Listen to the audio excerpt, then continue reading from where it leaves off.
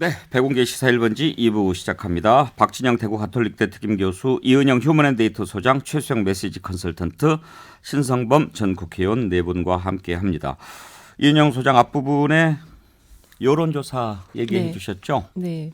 이게 그 리얼미터가 아까 미디어 헤럴드의 10일에서 11일 사이에 1000명 국민 대상으로 조사한 건데요. 윤석열 당선인이 잘할 것이라는 의견이 52.7%, 잘 못할 것이라는 의견이 41.2% 나왔어요. 예. 그래서 이게 그 리얼미터가 이제 매년 그 임기 초에 하는 이 조사랑 비교를 해보면 그 이명박 대통령 때는 잘할 것이라는 의견이 79.3, 박근혜 대통령 때는 64.4, 문재인 대통령 때는 74.8 이렇게 나온 거에 비하면 예. 상당히 지금 잘할 것이라는 그 기대감이 낮다 이렇게 볼 수가 있을 것 같고요. 왜 그럴까요? 이게 아무래도 이제 그 지금 선거 대선이 끝난 지 얼마 안 됐기 때문에 그 대선 결과에 대한 영향이 그대로 반영이 되고 있는 상황인 것 같습니다. 결국 이제 지금 현재 5대5 그래서 외신에서는 한국의 대통령은 2명이다 이런 이야기도 나온다고 하고 그래 그런 점이 있는 것 같습니다. 뭐 그거야 대통령제에 대한 이해가 부족하다고 할 수가 있겠죠. 어찌됐든 이제 당선이 됐고, 그런데 신성범 의원 이 표차가 적은 게 부담스럽긴 하지만 꼭 그게 독이 되란 법은 없잖아요. 그러니까요. 심기일전 내지는 오히려 긴장을 계속 유지하면서 잘 해야 되겠다는 그 내적 동력으로 전환하면 오히려 조심스럽게 살얼음판 긋듯이 진짜 잘할 수 있는 거고, 이게 또 야당 입장에서, 야당이 된 사람 패자 입장에서 보면은 얼마 안 졌는데 하다 오히려 또 나중까지 또 망하는 경우도 있을 수 있고, 정치는 왔다 갔다 하는 거니까 어떻게 될지 아무도 모르는 거예요. 그러니까요. 지금 순조로운 정권 이양이 가장 중요한 것 아니겠습니까? 현재 윤석열 당선인으로서는요. 그런데 문재인 대통령과 회동이 지난번에 이제 무산은 아니고 뭐 연기라고 봐야 되겠죠. 그렇게 된 이후에 이런저런 얘기가 나오고 대통령 집무실 이전하는 것 놓고도 논란이 있는데, 일단 지난번 회동과 관련해서 의미 있는 내용이 하나 있습니다. 방금 전에 청와대 박경미 대변인 브리핑이 있었는데 잠깐 소개를 해드리겠습니다. 문재인 대통령은 윤석열 당선인과 빠른 시일 내 격의 없이 허심탄회하게 대화하는 자리를 갖는 게 국민에 대한 도리라면서 무슨 조율이 꼭 필요하다고 생각하지 않으며 청와대의 문은 늘 열려 있다고 말했습니다. 또한 문 대통령은 당선인 측의 공약이나 국정 운영 방안에 대해 개별적 의사표현을 하지 말 것을 지시했습니다. 유영민 대통령 비서실장도 청와대 직원들에게 다음과 같이 공지했다. 당선인 측 공약이나 정책 국정운영 방향에 대해 SNS 언론에 개인적 의견 올리거나 언급하지 않도록 주의해 주시기 바랍니다. 이런 브리핑을 했는데, 여기 첫째는 탁현민 때문에. 그렇죠. 그래서 탁현민 비서관이 뭐 청와대 그러면 우리가 쓰면 안 되냐 그랬는데 조롱한 건데. 그렇죠. 근데 기자가 물어봤어요. 어제 탁현민 비서관 올린 건 논란 그 염두에 두신 건가요? 네, 그런 것으로 생각합니다. 이렇게 부적절했죠. 부적절하죠. 조롱하듯이 했으니까. 그건 좀. 근데 이게 근본적으로 당선인 측의 이 측근들이죠, 그죠? 뭐 윤핵관일 수도 있고 여러분들이 이렇게 내뱉는 멘트나 이런 게 현직 대통령인데 아직도 법적으로 좀 예의 없다 이런 그 좀 뉘앙스도 저는 담고 있는 것 같아요. 네. 오늘 청와대 발표 보면은 조만간 잡히지 않을까 싶은데 어떠세요? 저는 뭐 다음 주로 예상합니다. 다음 주. 제가 지난번 그 어떤 방송에서 한번 이야기를 했는데 사실 이게 정상회담이 아니잖아요. 의제 조율이 필요 없어요. 더군다나 끝나고 나면 합의문 발표 안 합니다. 그렇기 때문에 이거 가지고 그 의제 조율 핑계 대는 거는 사실은 감정이 상했다는 얘기를 애둘러 말하기가 어려우니 그냥 그걸 포장한 것이고요. 제가 볼 격의 없이라는 게 이제 방점이 찍혀 있습니다. 그러면은 그 화기애애한 사진, 국민은 그걸 보고 싶어 하거든요. 그래야 지금 그렇지 않아도 이 박빙 승부에다가 또 정권이 5년 만에 교체되는 거 이런 데 대한 국민적 약간 우려가 불안감이 있는데 그걸 두 지도자가 불식시켜 줘야죠. 저는 그런 점이 더 방점이 찍혀야 한다고 봅니다. 청와대는 가벼운 회동을 생각했는데 당선인 쪽에서는 회담이라고 인식한 것 같아요. 제가 볼 때 대통령께서 마음을 좀 푸셨다는 느낌, 뭐 화가 났는지 안 났는지 모르겠지만 어제 내가 바깥에서 볼 때는 최 국장님 말씀하신 대로 아니 신구 권력이 부딪히면 불안한 국민인데 역시 크게 풀어준다는 느낌을 받았어요. 그러니까 말씀하신 대로 제가 항상 말씀드리지만 제가 관찰해본 문재인 대통령과 윤석열 당선인 사이에는 뭔가 모르는 제3자가 모르는 끈끈한 뭐가 있는 거예요. 인간적인 게. 그래서 저는 만나게 되면 우리 총장이라고 불렀던 다시 돌아가서 왜 둘이가 이렇게 오해를 하게 됐는지 관계가 뭐 틀어지게 됐는지 이런 이야기도 나눌 것 같고 축하한다 잘해달라 이런 점은 조심해서 해달라 내가 겪어보니까 이렇더라 아니면은 또 윤석열 당선인 입장에서는 고마웠다 발탁해 주가죠 뭐 이런 거라든지 저는 충분히 나올 수 있는 이야기는 허심탄회하게 대화를 하고 그것이 곧 순조로운 정권이 향해 기초가 될 거라고 저는 믿어요. 지금 문재인 대통령과 윤석열 당선인의 관계를 가장 적확하게 표현할 수 있는 단어가 뭔 줄 아세요? 뭐예요? 거식입니다. 아니, 저는 대통령이라는 자리가 예습이 없잖아요. 그러니까 미국도 마찬가지예요. 미국 대통령의 인수인계 과정도 제가 한번 좀 기록을 보니까 굉장히 안 좋은 경우가 많아요. 대표적인 게 아버지 부시에서 클린턴으로 넘어갈 때 심지어는 앞에 부시의 백악관 직원들이 말이죠. 컴퓨터 다 부수고 의사도 부수고 욕 써놓고 나가고 해서 클린턴 들어가는 팀들이 굉장히 고생했다는 이야기도 있고 심지어는 전현직 대통령끼리 업무 인수인가로 취임식에 가면서 말 한마디가 냉랭하게 갔다는 기록도 남아 있을 정도예요. 네. 전현직 사이가 그렇게 항상 좋은 것만은 아니에요. 그런가 하면 오바마 대통령은 또 손편지를 써가지고 트럼프 그렇죠. 책상 위에 놓고 갔다는 거 아닙니까? 그런 거죠. 그러니까 예. 부시도 그랬고 부시가 뭐 오바마한테 넘겨준 것도 예. 그렇고 그 정도. 그 차이는 제가 봤을 때 선거를 해서 진 사람에게 넘어갔을 때 아버지 부시는 클린턴하고 선거를 해서 졌거든요. 근데 아들 부시는 자기는 출마 안 했잖아요. 그렇죠. 그리고 오바마한테 넘어갔으니까 이제 그 과정에 들어서 근데 한국은 단임제이기 때문에 사실은 신구 대통령절이 이제 권력을 이전할 때 생각보다 분위기는 좋았어요. 정권이 넘어가서 생각보다 분위기는 아니, 좋았는데 제가 마지막까지 있었거든요. 예. 인수인계 할 때 분위기 안 좋았어요. 어. 그 지금 말씀하신 것처럼 미국과 같은 상황이 있었어요. 저희가 이제 정권 재창출을 못한 정부였는데 그 청와대 안에 인수위라는 그 이제 업무 관리하고 그 보고하는 시스템이 있었는데 이제 거기에 웬만한 게 다 들어있거든요. 그거를 인수인계를 해주겠다고 하는데 그 당시 MB 정부에서 뭐 그런 건 별로 필요 없다. 그냥 놓고 가라 뭐 이런 식의 그 대응이 있어가지고 그때도 굉장히 좀 이 감정적으로는 티격태격했지만 대외적으로 볼 때는 그냥 자연스럽게 넘어간 것처럼 했는데 사실 지금 이번 인수 이제 정권 이양 과정에서 기본적으로는 정권 교체거든요. 근데 저는 이 당선인 쪽에서 그 조율되지 않은 내용에 대한 게 자꾸 언론을 흘리는 부분이 좀 있었기 때문에 청와대에서도 굉장히 그걸 좀 불쾌하게 여겼던 것 같고 특히 그 알박기 인사라는 말은 절대 쓰면 안 되거든요. 이게 어쨌든 그 이 남아있는 대통령이 자기 임기 안에서 이제 인사를 해야 되는데 그럼 그거에 대한 어떤 요청을 좀 올려서 서로 합의를 하면 되는 건데 아예 그냥 알박기라고 딱 박아가지고 얘기하면 정권을 이양하는 측에서도 굉장히 신경전이 아주 불쾌하게 느껴질 수밖에 없는 것 같아요. 노무현 정부에서 이명박 정부 넘어갈 때 안 좋은 거야 뭐 다 아는 사실이죠. 그렇죠. 오죽하면 노무현 대통령이 그 직접 이야기하지 않았습니까? 뭐 반성문 쓰라는 거냐, 네, 뭐 이런 그랬습니다. 얘기도 하고 그런데 어제 그런 얘기를 했어요. 임태희 실장이 그 공공기관장 인사와 관련해서 그때 당시에 노무현 대통령 측에 뭐 이런 것 좀 협조를 해줬으면 좋겠다라고 하면서 공공기관 인사 좀 자제하고 우리 쪽에 좀 많이 넘겨줬으면 좋겠다라고 해서 잘 됐다.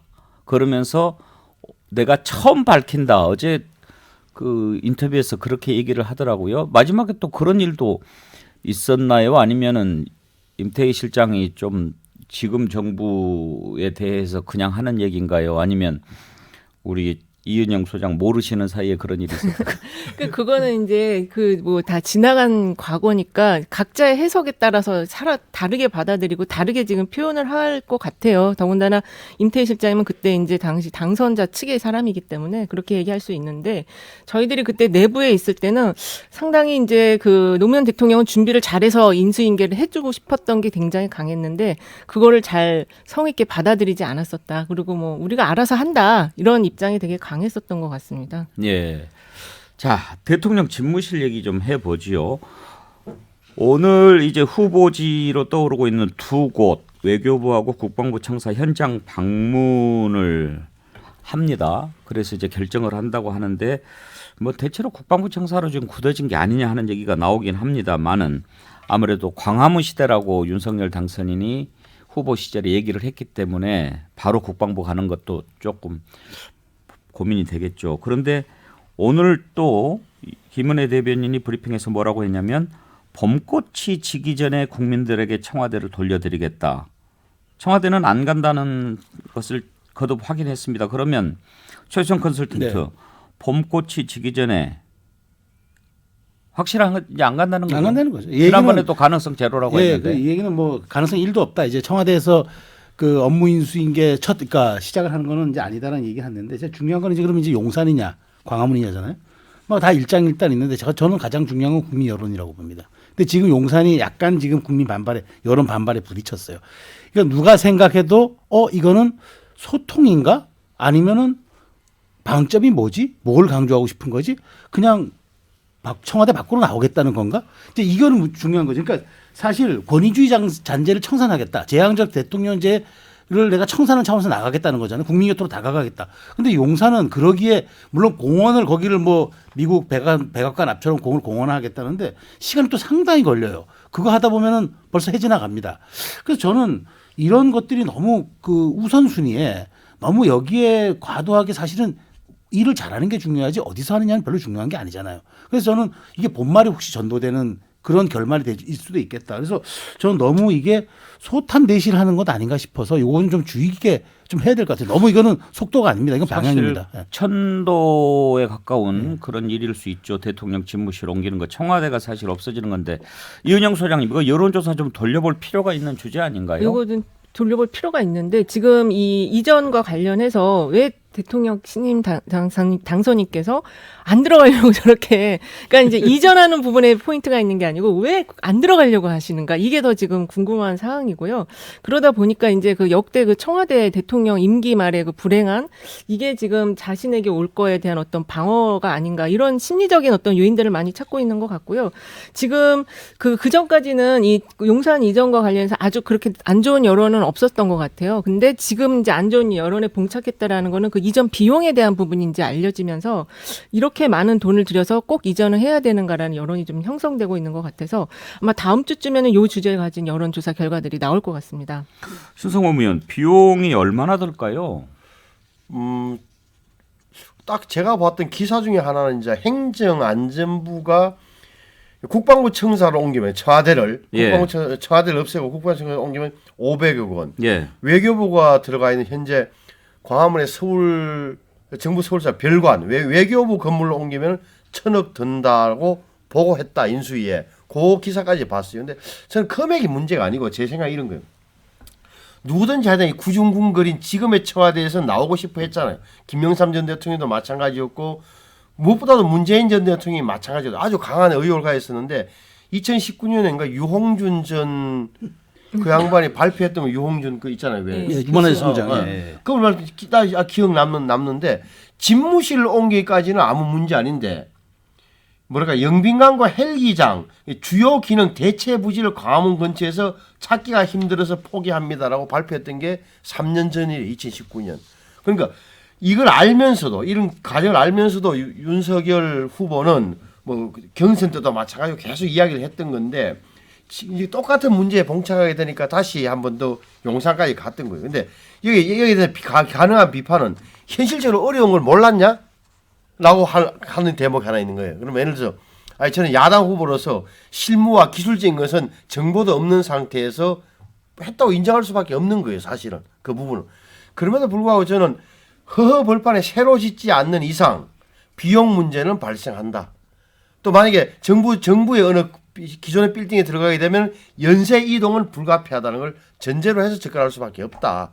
저는 그 보면 누구나 하나는 이거 결단을 내려야 될 대목이기 때문에 앞으로 향해서는 저는 용산이든 어찌됐건 그 외교부든 간에 저는 이번에 청와대에서 나오는 게 저는 맞다고 봐요 개인적으로. 예. 짧게 그 덧붙이면은 지금 그 의원님께서 말씀하신 그 500억 원 행안부가 제안했던 500억 원은 국방부 이전 비용은 포함이 안 된 내용이라고 하고 김병주 의원실에서 다시 추계한 걸 보면 지금 그 국방부 이전과 청와대 이전 두 가지를 다 계산하면 1조가 가까이 든다는 그러니까요. 얘기가 1조 있는 얘기도 겁니다. 나옵니다. 예. 근데 지금 지역의 그 분위기를 보면은 어쨌든 이 청와대 이전과 관련해서 종로구의 그 인근 지역의 주민들은 가는 거에 대해 환영한다고 해요. 왜냐하면 예. 이제 여러 가지 규제가 많아. 않았었기 때문에. 근데 이 용산구 쪽도 현재 상황에서는 환영한다고 합니다. 왜냐하면 여기가 좀 이 지역이 아직은 활성화가 안 된 지역들이 많이 있고 재개발 재건축 지역도 있어서 이제 그 중심부 쪽 그쪽 이 동쪽인가 이쪽은 환영을 하고 또 재개발 쪽은 또 반대를 하고 이렇게 좀 엇갈리는 의견이 있다고 하더라고요. 예. 사실 뭐 논란만 없으면야 상관이 없는데 이걸 두고 이제 논란이 생기면서 혹시라도 새 대통령이 여러 가지 일을 추진해 나가는데 자칫 여기에 또 지나치게 빠져가지고 새로운 논란거리가 생기면 오히려 방해가 되지 않겠느냐 그런 우려가 있는 거거든요. 최수영 평론가님 말씀하신 것처럼 이게 주객이 전도된 거예요. 제가 보기에는 소통을 하는 게 우선적인 그 생각이다. 그리고 제왕적 대통령의 모습이 아니라 국민께 다가가야 된다. 이게 이제 기본 취지인데 갑자기 이 청와대에서 국방부로 간다. 이게 국민들로 다가간다라고 보여질 수 없지 않습니까? 그런 근본적인 문제가 있고요. 저는 이 소통의 방식의 자체에 대해서 박정희 대통령 시대식으로 사과하는 것 같아요. 가서 이제 논두렁에서 막걸리 마시고 시민들하고 밥 먹고 길거리 같이 산책한다 이런 사고가 저는 옛날 사고라고 봐요. 실제로 국민들과 소통하는 거는 언론과 저는 소통해야 된다고 봐요. 문재인 대통령을 비판했던 거 왜 기자회견 자주 하지 않았는가 저는 그 비판받을 여지가 있다고 봅니다. 기자들과 자주 소통하고 SNS라든가 이런 것들과 자주 국민들과 대화하고 이런 방식으로 하면 되는데 꼭 나와가지고 막걸리 마시고 뭐 걸으면서 그림 내는 정치 이벤트 하겠다. 저는 그런 생각이 강하다. 이런 것은 좀 저는 사고를 좀 바꿔야 된다 이런 생각이 들고요. 두 번째는 왜 꼭 5월 9일인가 그런 생각이 드는 게요. 이게 이제 인수위라는 게 뭔가 하면 집행하는 게 아니고 국정 계획을 잡는 거거든요. 근데 급하게 5월 9일 전에 꼭 해결하려고 하는 것 자체가 저는 좀 문제가 있다. 사실 보면은 세종시에도 제2집무실이 있습니다. 그래서 국토 공간 전체를 넓게 보면서 지금 야당이 된 민주당이 그런 거에 대해서 합의 안 해줄 일 없다고 보거든요. 제2집무실이 있습니까? 있습니다. 네. 그런 부분들까지 좀 검토해가지고 좀 폭넓게 봤으면 좋겠다. 그러지 않으면은 또 풍수지리 이야기 나옵니다. 이거 저는 안 좋은 발상이다 이런 생각이 듭니다. 네. 그런데 얘기하시는 중에 잠깐 생각이 났는데 문재인 대통령 존경하시죠? 네네. 근데 왜 그렇게 소통을 안 했을까요?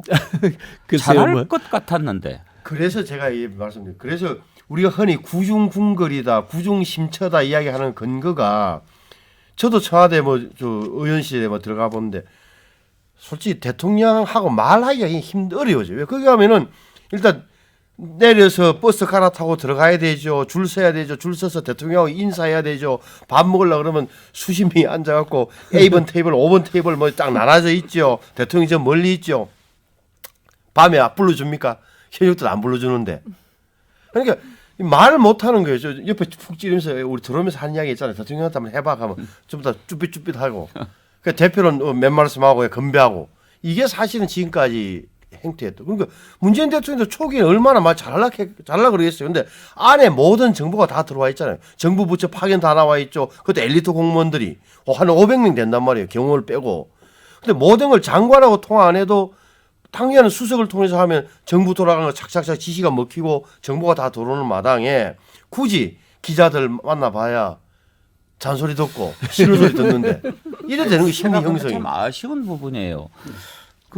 참 잘할 것 같았는데 의외로 기자회견도 많이 안 하고 국민과의 대화도 좀 적고. 전 제가 하나 재미있는 얘기를 하냐면 대통령과의 오만찬 있잖아요. 다 이름표를 달아요. 대한민국에서 이름표를 달지 않은 사람은 대통령 한 분입니다. 그 왜 그러냐면요. 그게 바로 권위주의예요. 말하자면은 대통령 한 사람을 제외하고는 모든 사람들은 유치원 명찰처럼 달아야 돼요. 국무총리 이름 모릅니까? 장관 이름 모릅니까? 다 달아야 돼요. 이게 저는 이런 것부터 없애야 되는 거예요. 이게 진정한 제왕적 대통령제 혁파고 이게 권위주의 시대의 청산입니다. 그러니까 그런 사소한 것들 이게 말하자면 그 왕이 신하들을 서열 매기는 거랑 똑같은 거예요. 풍계석에 앉히는 거랑 똑같은 거예요. 저는 이런 것들을 먼저 없애는 게 그게 진정한 소통이다. 그러니까 자리 옮기고 하는 건 이건 부차적인 거다. 그러니까 그런 점에서 생각해 보면 비용이 좀 들더라도 네. 청와대에 일단 들어가면 그런 거 바꾸기 힘드니까 그러니까요. 이렇게 하면서 좀 다 좀 바꿀 수 있는 좋은 계기가 될 수도 있지 않겠나 이렇게 의견을 좀 모아가면 되는데 네. 그걸 좀 잘 모아가면서 하면은 더 좋았을 텐데 하는 생각인 거죠. 그러니까 박 교수님 저는 집착 그러니까 말씀 잘하셨어. 5월 10일 날 인수위 그 취임하는 날 멋지게 새 집에서 새 건물에서 모든 걸 역사를 새로 시작한다는 그 강박관념 내지는 집착을 버리는 걸 맞아요. 저는 시간에 쫓길 필요도 없고 느긋하게 국민들한테 자기가 본인도 이야기했잖아요. 정부가 잘못하는 게 있으면 시인하겠다. 실수한 거 있으면은 국민 앞에 터놓고 이야기 솔직하게 보고하겠다고 했으니까 이렇게 저렇게 돼서 생각을 했는데 안 됩니다. 언제까지 뭐 시간 계획을 발표하는 이런 식도 좀 조절할 판리는 분명히 있는 거죠. 아니 윤석열 당선인은 의지가 강했던 것 같아요. 왜냐하면 뭐 관저 문제가 해결 안 되면 그냥 내가 살고 있는 서초동 집에서 왔다 갔다 해도 되지 않느냐라고까지 얘기를 했는데 거기 이제 주상복합 건물이라면서요. 그럼 주민들이 주문하는. 그러니까 병호가 안 된다는 거죠. 그런 의지가 있으니까 그런 초심을 계속 갖고 가면 뭐 국민과 더 가까이 다가갈 수 있겠죠. 그것처럼 좋은 게 어디 있겠어요? 저는 뭐 사견입니다마는 취임 2년 후에 세종시로 완전히 이전하자 이런 목표를 가지고 그 과정에서 야당과 좀 협치도 하고 그리고 또 이 국토에 대한 이 전면적인 국가균형발전 계획도 세우고 이러면은 중요한 정책 아젠다도 되고 오히려 저는 그 지방 살리기나 이런 데도 도움이 되지 않을까 뭐 그런 생각이 근데 듭니다. 대통령 집무실을 세종시로 가면 그게 천도 아닌가요? 그렇죠. 이제 그 부분에 대해서는 이 정치적 합의가 필요하죠. 정치적 합의가 필요한데 말씀드린 것처럼 지금 민주당은 거기에 대해서 반대하지 않습니다. 찬성하는 상황이기 때문에 사실은 민주당에 반대 않겠죠, 뭐. 아마 근데 지금 시대가 바뀌었기 때문에 윤석열 그 당선자도 그런 부분들에 대해서 전향적으로 저는 판단할 수 있을 거라고 봅니다. 관습헌법에 위배되는. 그러니까 그게 헌재 판결이 그쵸. 관습헌법이기 때문에 시대 바뀌면 또 바뀔 수 있대요. 관습이니까. 근데 예. 그 얘기 나오는 순간 5년 국정 마비됩니다. 아무것도 못합니다. 그게 예. 그런 게 블랙홀이에요. 그러니까 개헌보다도 더 큰 게 우리는 천도라는 개념을 갖고 있잖아요. 그래서 이제 서울이 사실 고려시대 남경일에 천년이라는 거 아닙니까?